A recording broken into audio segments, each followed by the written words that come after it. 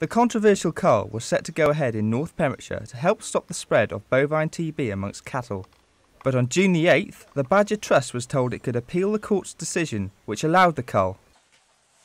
After initially pledging to go ahead with the cull regardless, the Welsh Rural Affairs Minister Elin Jones announced on June the 11th, in light of the fact that the hearing will now be held very quickly, I can commit to a delay in removing badgers until the judgment is delivered.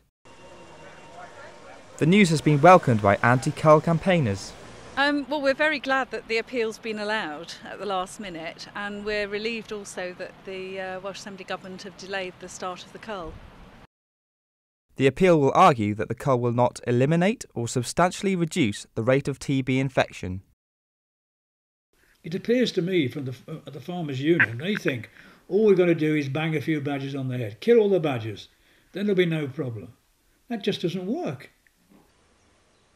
But the Welsh Assembly's cull has the support of the National Farmers Union and many within the farming community.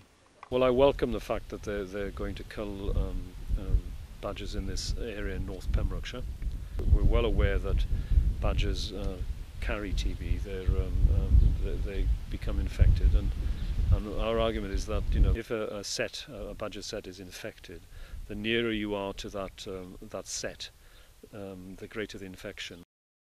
Anti-cull groups have recommended vaccinating badgers against TB as an alternative to culling, which they say will not work.